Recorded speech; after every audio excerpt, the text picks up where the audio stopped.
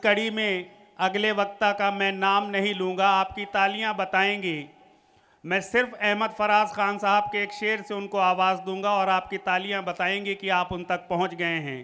बेहद अच्छे इंसान, हर इंसान के दुख में और सुख में खड़े होने वाले वो शख्स। सुना है लोग उसे आंख भर के देखते हैं, सो उसके शहर में कुछ दिन ठहर के देखते हैं। सुना है रब्त है उसको ख़राब हालों से, सो अपने आप को बर्बाद करके देखते हैं। सुना है बोले तो बातों से फूल झड़ते हैं। अगर ये बात है तो चलो बात करके देखते हैं। ऐसी मीठी गुफ्तगू करने वाले शख्स जनाब मौलाना खान साहब को मैं डाइस पे आवाज़ दूंगा कि वो आएँ और हमसे खिताब करें। आप हजरात की तालियां और उसकी गड़गड़ाहट ऐसी होनी चाहिए कि मेहमान का स्वागत किस तरह से होता है, आप बताएं। सबसे पहले इस दुनिया को औरतों को इज्जत बख्शने वाले, इंसानियत का पहला पैगाम लाने वाले, जिनके सदक़े में कायनात का वजूद है, आकाए मदनी सल्लल्लाहु अलैहि वसल्लम को सलाम पेश करते हुए आज इस महफिल में जिनको याद करके ये महफिल सजाई गई है, लगभग मेरे पूर्व में मैं हिंदी का स्टूडेंट रहा हूँ और ये जो मोहतरम है हमारे, ये अदब के लोग हैं, उर्दू के लोग हैं, लेकिन सिर्फ कहना ये है कि वकील साहब ने और तमाम हमारे साथियों ने लगभग पूरी बात कह दी है। कहने को कुछ बचा नहीं है और कहूँ भी तो किससे कहूँ, एक जाहिल आदमी किससे क्या कह सकता है। आप, मुझे मालूम है मौलाना सलीम की कुर्बानी की वजह से यहाँ पर बैठा हुआ एक एक शख्स कितनी काबिलियत रखता है, कितने उसके अंदर जज्बात हैं और कितनी खिदमत करता है, ये मुझे मालूम है। चूँकि मैं भी मौदहा का हूँ, मेरे साथी ने अभी कहा मेहमान तो मेहमान नहीं हूँ, मैं आपका किसी का भाई हूँ, किसी का बेटा हूँ, किसी का भतीजा हूँ। रही बात, असल में गुफ्तगू के बहुत मौके होते हैं, लेकिन एक साथ इतने सारे लोगों को खिताब करना, इतने सारे लोगों से बात करना, ये मेरे लिए बाइस इज़्ज़त है जो निज़ामुद्दीन पावर के ज़रिए से मुझे हर साल दी जाती है। मैं इसके लायक नहीं हूँ, इसका अहल नहीं हूँ। मैं खूब अच्छी तरह जानता हूँ अपने बारे में, मैं अपने कैरेक्टर के बारे में और अपने मन के बारे में, अपने दिमाग के बारे में अच्छी तरह जानता हूँ कि मैं क्या हूँ और ये सामने बैठा हुआ सरों का समुंदर क्या है। इसमें एक एक आदमी ऐसा है जो मेरे कैरेक्टर से कहीं ना कहीं बहुत आगे है। मैं तो सिर्फ इतना कहना चाहता हूँ कि ये पावर निज़ामुद्दीन भाई जो ये उनके साथी, अब चूंकि नाम मैंने जानबूझ के नहीं लिए, चूंकि सारे ही मेरे रिश्तेदार हैं, अगर 100 नाम ले लूँगा तब भी शिकायत रहेगी, 200 नाम ले लूँगा तब भी शिकायत रहेगी, हज़ारों के मजमे में किसका किसका नाम लूँ किसका ना लूँ। इसलिए मैंने किसी का नाम नहीं लिया, सबसे माफ़ी चाहते हुए। और बड़ा सहयोग रहा यहाँ पर जब हम टूर्नामेंट की प्रेस कॉन्फ्रेंस कर रहे थे, उस वक्त निज़ामुद्दीन साहब ने हमें भी बुलाया था। मोदी क्रिकेट क्लब के तमाम वरिष्ठ सदस्य उस पर बैठे हुए थे, पत्रकार बंधु मौजूद थे और उनसे ये उम्मीद की गई थी कि पत्रकार जो हमारे साथी हैं, जो हमारे भाई हैं, अगर निज़ामुद्दीन पावर ने इस टूर्नामेंट में और उनके साथियों ने अपने तन मन धन और सब कुछ लगाया है तो वह उनसे उम्मीद की गई थी पत्रकारों से कि वो भी पीछे नहीं रहेंगे। और मैं यहाँ से 20 किलोमीटर दूर बैठकर टूर्नामेंट की एक एक पल को देखता रहा, एक अखबार की एक एक कटिंग को और एक एक लाइन को देखता रहा। आप काबिल मुबारकबाद हैं, आप लोगों ने बड़ी संजीदगी से इस मेहनत को ज़िले ही नहीं बल्कि दूसरे ज़िलों पर भेजा है। कहना बहुत सारी चीज़ें थीं, लेकिन चूँकि जब सामने ऐसे लोग बैठे हों तो आधी बातें तो दिमाग से ही निकल जाती हैं। इसमें सबसे बड़ी चीज़ ये है कि निज़ामुद्दीन पावर का बहुत शुक्रिया इसलिए भी अदा करना चाहता हूँ कि जिन लोगों को, जैसा कि अभी हासिम फिरोजाबादी साहब को ये चीज़ थोड़ा सा कहीं ना कहीं 19 लगी कि हिमांशी बावरा का नाम लिया गया, हालांकि बहुत मुबारकबाद है उनको कि जब हमारे जैसे नशे वाले लोग रील खिसकाते हैं, उस वक्त हिमांशी बावरा जब आती हैं तो उसको रोक दिया जाता है, उसको सुना जाता है। और हिमांशी बावरा को जब अभी रील खिसकाते खिसकाते मैंने लगभग एक आध साल पहले से सुना, और उसके बाद जब मुझे लगा कि मैं उस डाइज को शेयर करूंगा जिसमें हिमांशी बावरा और इतने इतने ऐसे हिंदुस्तान के मोतबर शायर होंगे, ये मेरे लिए छोटी बात नहीं है। ये सब सही हो पाया, ये सब हो पाया निज़ामुद्दीन पावर और उनकी टीम और उनके सरपरस्त और उनके साथियों के द्वारा।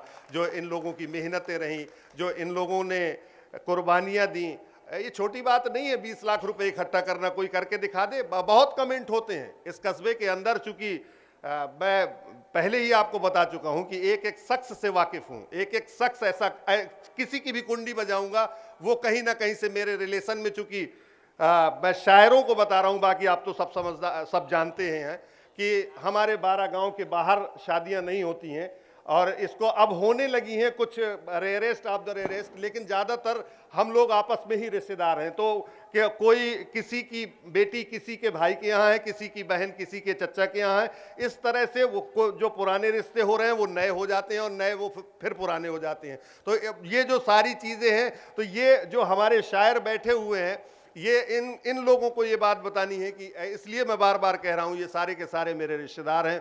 निज़ामुद्दीन पावर साहब, उनकी तमाम टीम, कहना बहुत कुछ था, सब दिमाग से निकल गया है। बस इतना कहना चाहता हूँ, इस हदीस से बात को ख़त्म करना चाहता हूँ कि मुसलमान वो है जिसका पड़ोसी भूखा ना सोए, मुसलमान वो है जिससे किसी को अजियत ना हो। अल्लाह के रसूल सल्लल्लाहु अलैहि वसल्लम मस्जिद नबवी में तशरीफ़ फरमा है और अचानक एक सहाबी को देखते हैं और कहते हैं कि जन्नती देखना हो तो इसे देख लो।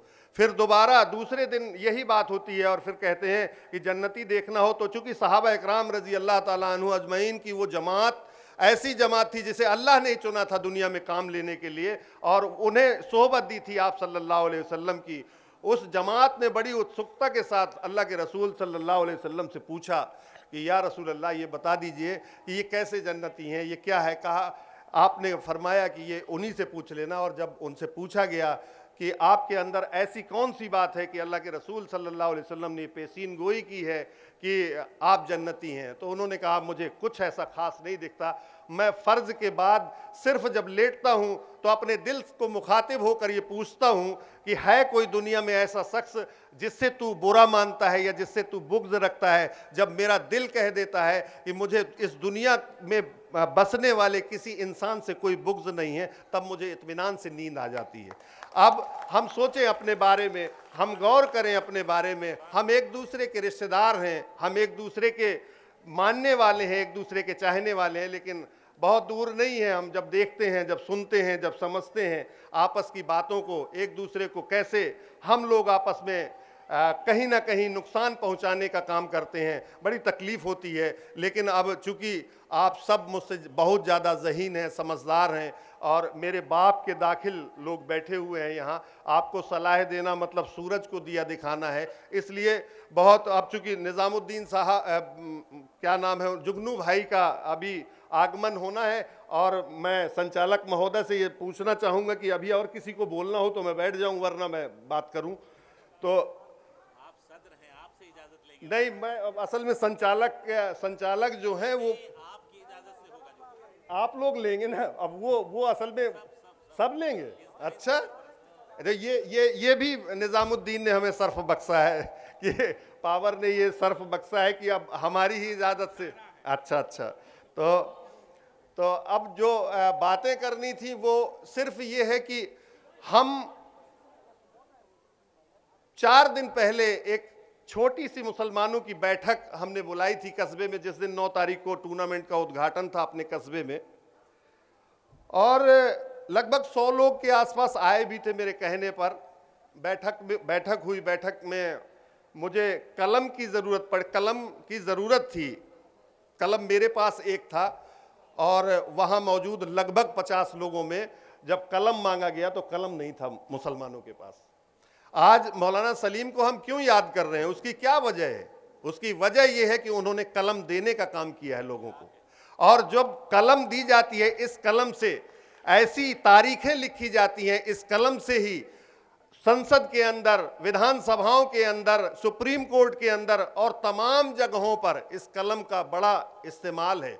इसलिए आप तमाम से ये गुजारिश है कि पढ़ाई के क्षेत्र में, वैसे लगातार अभी आपके, चूंकि मुझे तो अल्फाज भी, अब ये इतने काबिल लोग बैठे हुए हैं कि इनके सामने बोलना, जबान अपने आप लड़खड़ा जाती है, चूंकि इनके पास शब्द हैं और शब्दों के ये जादूगर हैं, और जादूगर भी ऐसे हैं कि उन शब्दों की वजह से इनको यहाँ हजारों किलोमीटर दूर से बुलाया जाता है। मेरा सिर्फ ये कहना है कि निज़ामुद्दीन पावर जैसे लोग अगर समाज में हैं और काम कर रहे हैं, तो उसमें बजाय तनकीद करने के, बजाय ये कहने के कि ये ऐसा होता तो और अच्छा होता, ऐसा होता तो और अच्छा होता, ये नहीं किया, ये नहीं करना चाहिए, ये करना चाहिए, मैं सिर्फ उन तनकीद वाले लोगों से ये कहना चाहता हूं, अगर निज़ामुद्दीन पावर ने ये लाइन खींची है उसको मिटाइए मत।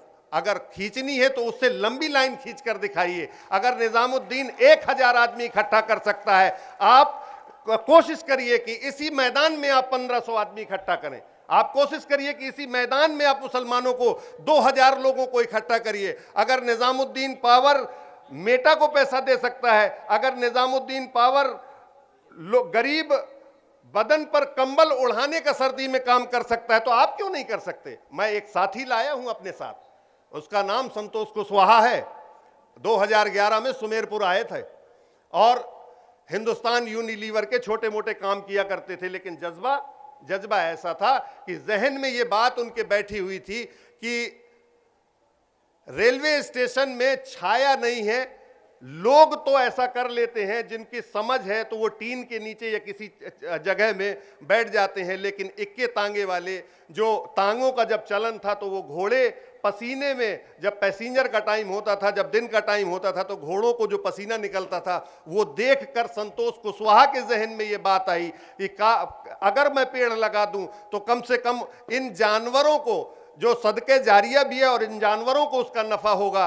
उसके बाद उन्होंने वहां से काम शुरू करते हुए आज हमारे सुमेरपुर को, जिस इंसान को लोग देखते थे और देखने के बाद ये कहा करते थे उसकी औलादों से कि तुम्हारे बाप पागल हो गए हैं, रात में दिन में 12 बजे धूप में हैंडपंप से पानी लेकर और पेड़ों में डालते हैं, इनको समझाओ, लेकिन वो अपनी लगन में लगा रहा। आज उसको हमारे कस्बे नहीं, हमारे जिले ने उसको ग्रीन मैन नाम दिया है। अगर वो कर सकता है तो हम भी कर सकते हैं। अगर वो पेड़ लगा सकता है, हम किसी दूसरे क्षेत्र में काम कर सकते हैं। निज़ामुद्दीन मुशायरा करा सकता है, निज़ामुद्दीन टूर्नामेंट करा सकता है, हम भी तो कुछ करें। कोई ऐसी नई इबारत लिखें, लोग उसको देखें, उससे कुछ सीख हासिल करें। ये टांग खींचना, ये एक दूसरे की आबरू रेजी करना, अल्लाह के रसूल सल्लल्लाहु अलैहि वसल्लम का इरशाद है कि जो हक पर होने के बावजूद झगड़ा छोड़ दे, मैं उसका जामिन हूं कि कल हश्र के मैदान में अल्लाह से उसको उसकी इज्जत लौटवाऊंगा। तो हम सोचे, हम ये बातें डाइस से कहने की और सुनने भर की नहीं है। ये असर इसलिए नहीं हो रहा कि कहने वाले का कैरेक्टर अच्छा नहीं है।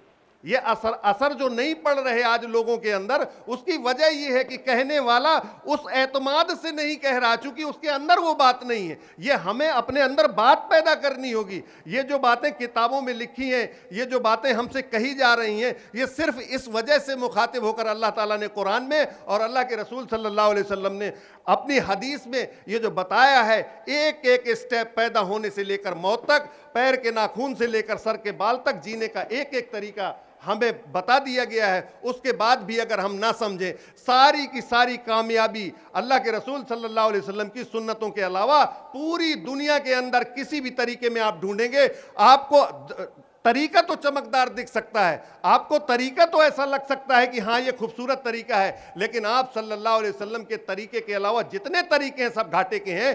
सिर्फ अगर कोई तरीका है तो आप सल्लल्लाहु अलैहि वसल्लम का तरीका है, जो आपको दुनिया में भी इज्जत दिलाएगा और आखिरत में भी इज्जत दिलाएगा। इसलिए मेरी आपसे मौजूबाना दरखास्त है कि आप लोगों से, मैंने आपका वक्त बहुत ज़्यादा ले लिया, वजह यह थी कि इस कार्यक्रम के मुख्य अतिथि जनाब कमरुद्दीन साहब यहाँ पर आ रहे हैं, काफ़ी ताकतवर हैं और सरकार में कुछ पद में भी हैं, तो आप लोगों के बीच में अभी आएंगे, आप लोगों को खिताब करेंगे, आप लोगों से बात करेंगे। तो आप लोगों से ये मौज़ूबाना दरख्वास्त है, आप लोगों से ये गुजारिश है, आप मेरे बड़े हैं, ये कम से कम एक ऐसी इस मुशायरे की वजह से इस मुशायरे से आज ये अहद करके जाएं कि अल्लाह के घरों को आबाद करेंगे, अल्लाह के रसूल सल्लल्लाहु अलैहि वसल्लम की सुन्नतों को जिंदा करेंगे और लोगों का हक अदा करेंगे, पड़ोसियों का हक अदा करेंगे। वो मुसलमान हो, वो हिंदू हो, किसी भी धर्म और जाति और मजहब और पंथ का हो, लेकिन है तो वो इंसान